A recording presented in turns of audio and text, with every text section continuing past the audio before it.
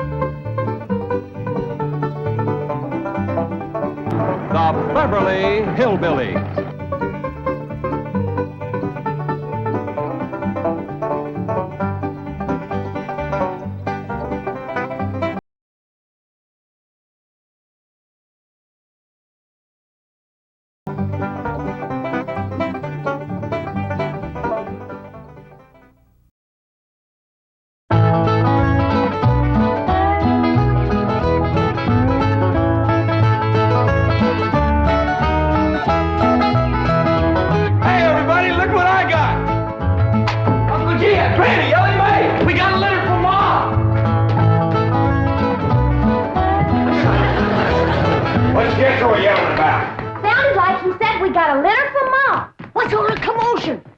Says Jethro says Pearl sent us a litter. A litter of what? Did you hear what? No, but I bet you it's kittens. Probably kittens. Pearl's always trying to give away kittens. Oh, there y'all are. Where's the kittens, Jethro? What kittens? Didn't your ma send us some kittens? Just a minute. Nope, just a letter. Jethro, how could you think that kittens would... Well, come on, sit down. Let's hear what Pearl's got to say.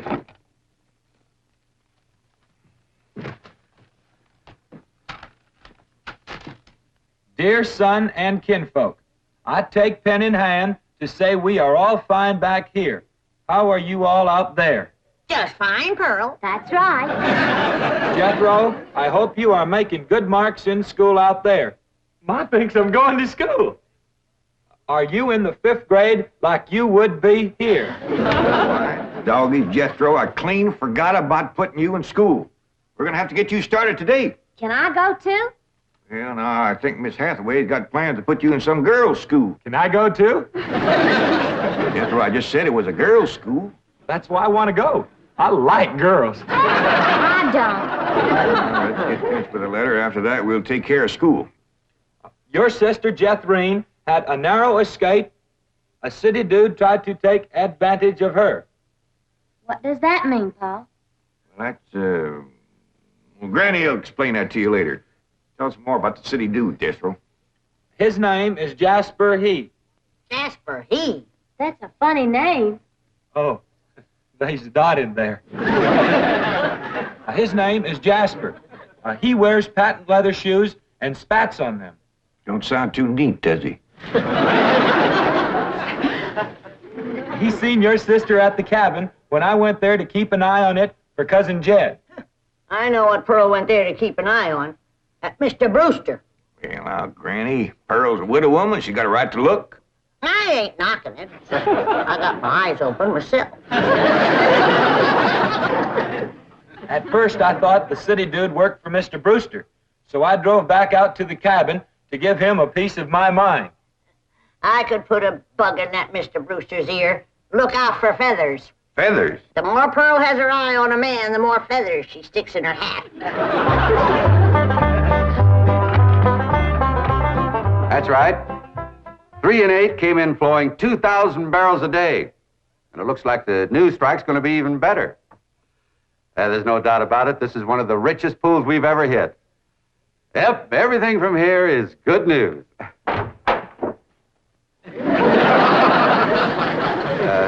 Well, not everything. I'll call you back. Mrs. Bodine, this is a pleasant surprise. Well, thank you. Although you might not think it's so pleasant when you hear what I have to say. Oh? One of them oil fellas working for you has made advances to my daughter. Made advances? Well, what would you call being picked up and carried off by brute force? Well, I'd call that making advances. What's his name? Jasper Depew. Jasper Depew. I ain't seen him myself, but from what Jethrine tells me, he's a pretty slick article. Oh. Oh, Mr. Brewster, you don't know how hard it is for 2 girls living alone like Jethrine and me. You see, my son Jethro's in California with Cousin Jed, leaving us no man to protect us. I'm a widow woman, you know. I guess wherever you have 2 unattached girls living alone, there's bound to be trouble. Especially when the girls are the kind that men call lookers. you say his name is Depew? Jasper Depew. Calls himself Jazzbo. Oh, Jethrine says he's a flashy dresser and a fancy talker and drives a sporty car. Regular big city dude. I guess Jethrine's kind of like me when it comes to tall, handsome city fellas. I'm just putty in their hands. Nope, no one by that name working for OK Oil. You mind if I look? Oh, well, no, go right ahead. I'm bound and determined to find the rascal that trifled with the affections of my sweet, innocent, helpless baby girl.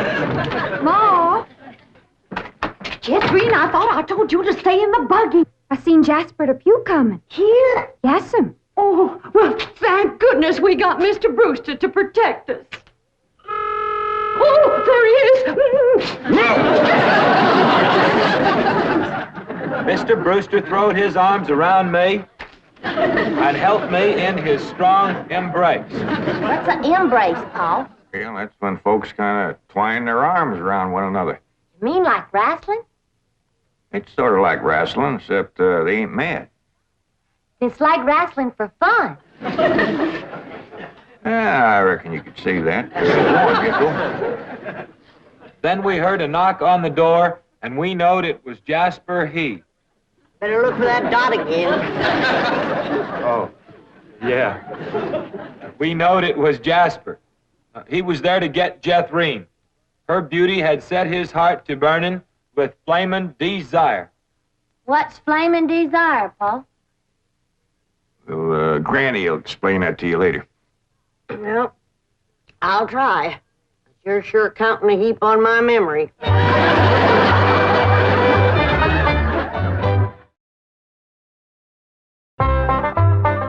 Read on with your Ma's letter there, Jethro. Yeah, it's getting good. One city fella's got his arms around Aunt Pearl, and another's waiting at the door to grab Cousin Jethrine.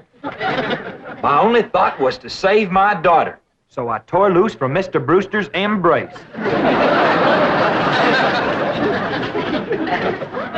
I saw Jethrine heading for the door, so I quick throwed myself betwixt my child and danger. But sweet innocent Jethrine, not knowing better, let that rascal in. He went right to sweet-talking in a voice smoother than fresh churned butter. Hello again, you great, big, beautiful lump of sugar. I brought you something all the way from Eureka Springs. Genuine orchids growed in a hothouse. And this lovely young girl must be your sister. I'm her ma. No. Yeah. Well, for Jethrine's beautiful mother, a little gift of genuine French imported perfume all the way from Paris, France. Oh, well, you had an order. Oh, my goodness. Genuine Paris, France perfume. Look at that French writing on there.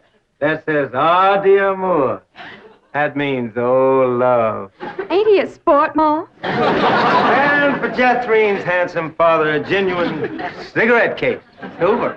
Thank you, but I am not Jethrine's father. No, Mr. Brewster ain't my husband. He's just a friend. Well, any friend of Jethrine's beautiful mother is a friend of mine. This from old Mexico and hammered out of solid silver by the Aztecs Indians hundreds of years ago. Well, that brings up an interesting question. Why would the Aztecs make cigarette cases when they had no cigarettes? That is an interesting question. I'll have to ask some of my Aztecs friends about that. Hey, Dog.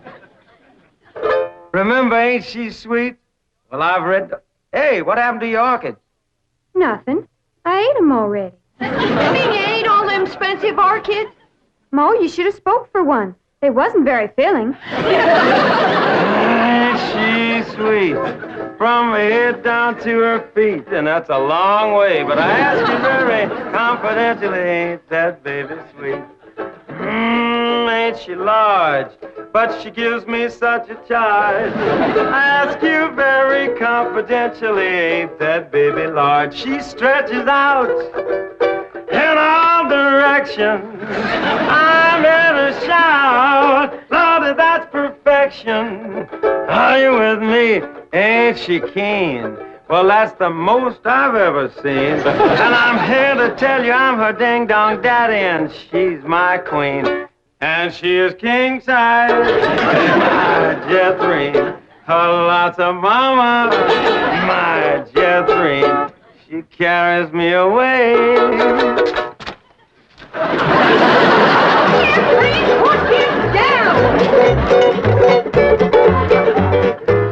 So your sister Jethrine has got herself a steady fella now.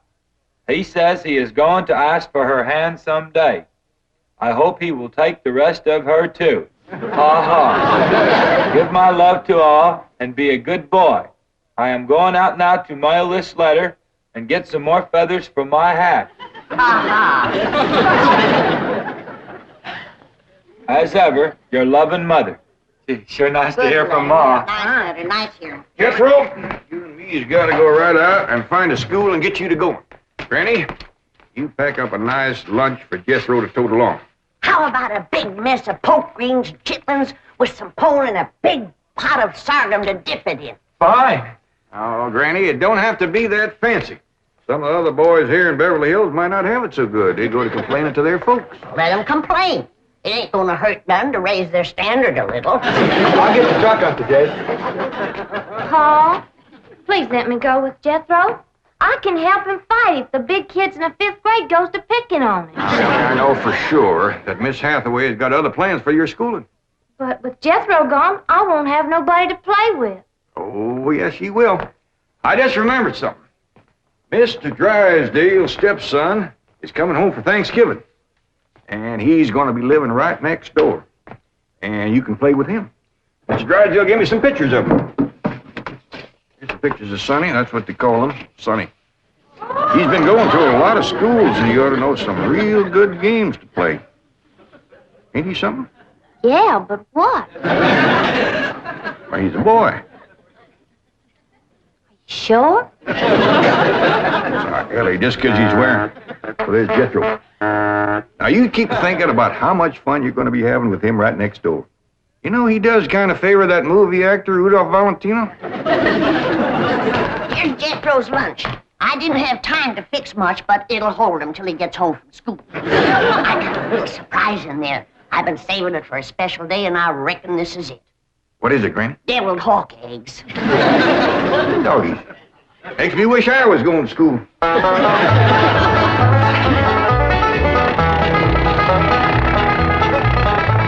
School, all right.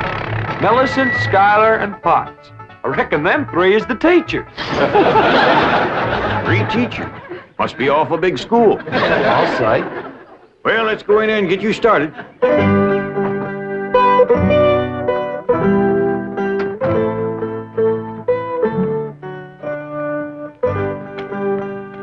There you are.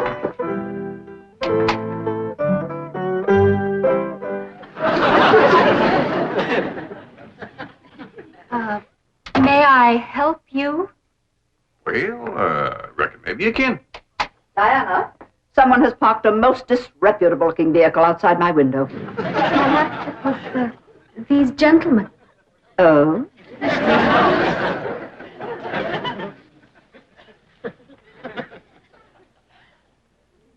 Yes?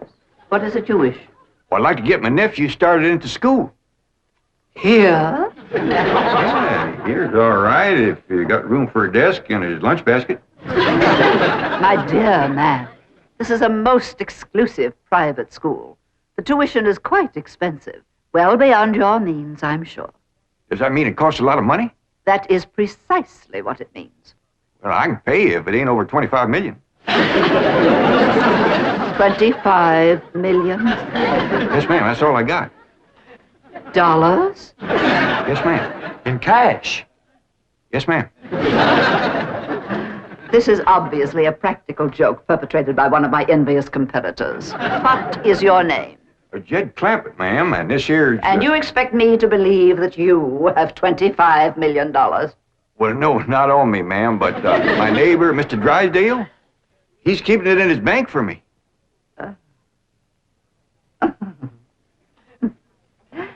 Get me Milburn Drysdale at the Commerce Bank. You see, it just so happens that Mr. Drysdale holds the mortgage on this school, so we are very well acquainted. Hello. I'd like to speak to you. Now, if you wish to admit that this is a hoax and be on your way, we will forget the entire incident. Otherwise, you may be liable to some sort of action for invasion of private property and impersonating a millionaire. Mr. Drysdale is coming on the line now. Thank you. This is your last chance, Mr. Clampett. My next call will be to the police. Very well. Mr. Drysdale, Millicent Schuyler-Potts here. Come in, come in, come in, come in. Thank you, ma'am. Diana, tea for these gentlemen. Clampett? Oh, no, ma'am. Clampett. Tea, Diana. Use the spode tea set. Well, sit down, sit down, sit down, sit down. Just the two of us. Ellie Mae and Granny didn't come. Well, do make yourselves comfortable. Mr. Drysdale's exact words to me were, well, never mind his exact words. Apparently he values your friendship greatly, and Mr. Drysdale is a very important mortgage. Ma'am. Well, now then, shall we talk about your youngster who's entering our 5th grade? What is his name? Jethro Bodine. Bodine? Jethro. No, ma'am. Jethro Bodine. We always put the last name first. Now, male, of course. Yes, ma'am. Just got a letter this morning. Date of birth? December the 4th. Year? No, ma'am. Back home. We only been here a few weeks. Perhaps you should answer the questions for our vital statistics. Now, we need to know the complete birth date, which in turn gives us the exact age. Now, we have December 4th, and judging from the fact that your nephew is entering the 5th grade, I would surmise that the year is 51 or 52. Am I correct? Oh, Jethro ain't near that old. And in the 5th grade? Why, that's wonderful. Well, perhaps we have a budding genius on our hands. Archie! I'll pour. Oh, Diana, I'd like you to bring me one of our boys' uniforms to show these gentlemen. A 5th grade size. No, on second thought, you'd better make it 3rd grade. He's younger than average. Mrs. Parker. We require that all of our students wear identical uniforms. It makes for less friction that way. Otherwise, the boys of millionaires are apt to be taunted by the really rich. I bet you Jethro will look right good in a uniform. He can't wait to be a soldier. Oh, yes, many a young lad is like that. However, our uniforms do not reflect any militaristic design. No, rather, we strive for something gay, attractive, and smart. Oh, there you are. Charming, isn't it? Now, you take this home and have Jethro wear it when he comes to school in the morning.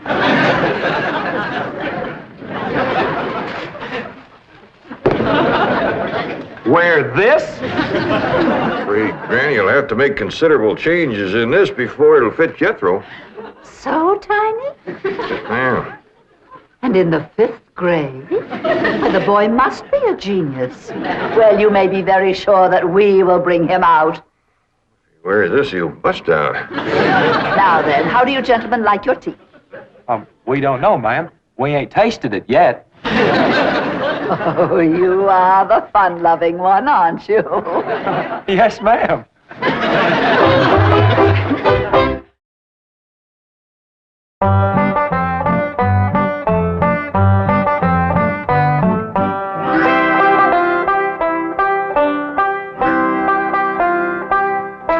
Granny, here's Jethro's school clothes. You want me to help let him out? Oh, well, thank you, Ellie, but let's see what has to be done.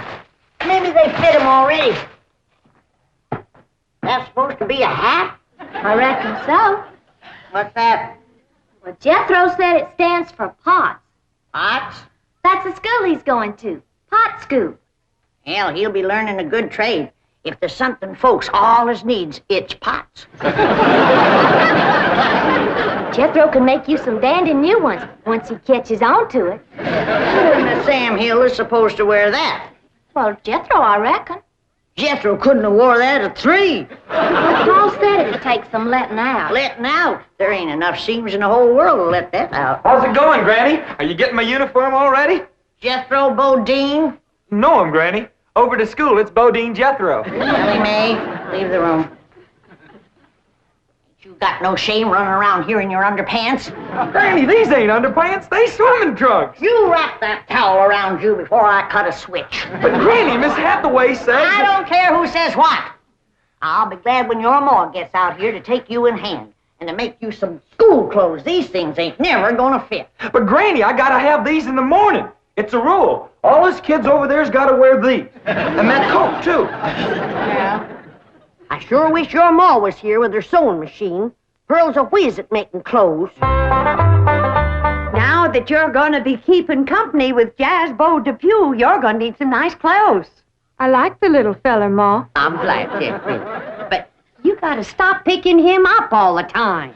He ain't heavy. That ain't the point. It don't look fitting for a girl to run around carrying a fella. All right. I won't pick him up anymore. Till we get married. Why would you pick him up then?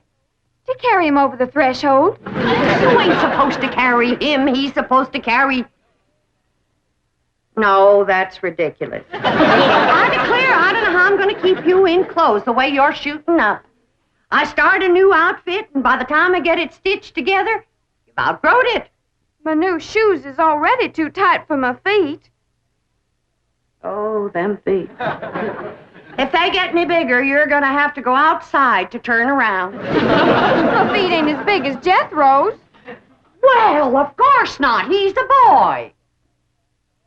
Just think, your brother Jethro's going to school in Beverly Hills, California. Yeah. I'm homesick for to see him, Ma. Me too, Jethrine. I'll bet your rich Uncle Jed has Jethro duded up like one of them actors in movie pictures. I can't understand these Beverly Hills schools. Wearing that uniform ain't gonna make you no smarter.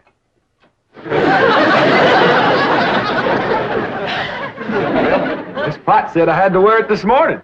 She's the boss teacher.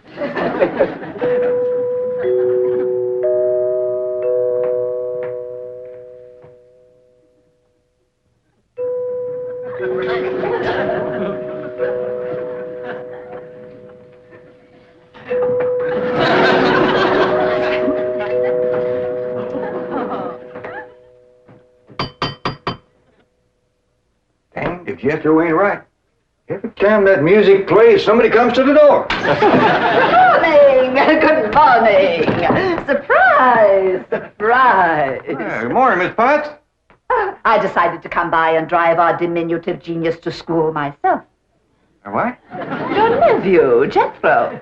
Oh, yes, ma'am. Jethro! Come on down here. You got to ride to school. Well, that's mighty nice of you, ma'am. Oh, tut. I'm going to give the boy my personal special attention. I feel that when one... Well, howdy there, Miss Potts. You come to take me to school? You betcha she is. I want you to be a good boy, make good marks so your ma will be proud of you. This is your nephew? Yes, ma'am. You met him yesterday, remember? Of course, he does look a mite different in his uniform. Granny had a time getting it to fit, but she done it. You are in the 5th grade? Oh, yes, ma'am. Just finished 3 years in the 4th. But I can't. It's impossible. Oh, that ain't nothing. He got through the 1st grade in only 2 years. Under no circumstances can I allow this. Well, say, here comes Mr. Drysdale. I reckon he's coming to see Jethro off to school. Come along, Jethro. Get me up.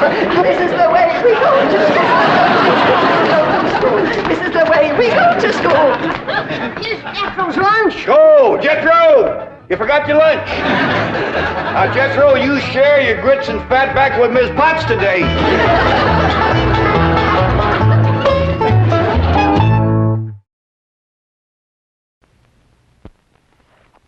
Very good, Jethro. We will continue your homework with great leaders in history. You may begin. A is for Alexander, the great he was named. B is for Beethoven, for music so famed. C is for cigarette, and Winston's the best. D is for Drake, Sir Francis... Wait. Cigarettes, Winston. Jethro, we are studying great leaders. Well, Mr. Drysdale told Uncle Jed that Winston is the leading filter cigarette all over. That's right, he did. Me and Granny's been smoking them, and they is first rate. Here, try one. Mr. Clampett, I've no doubt that Winston is indeed a superior filter cigarette. However, in deference to the textbook... Why, this is superior. However, in deference to the textbook... Never mind the textbook. C is for cigarette, and Winston's the best. Yes, ma'am. Winston tastes good. Like a cigarette should.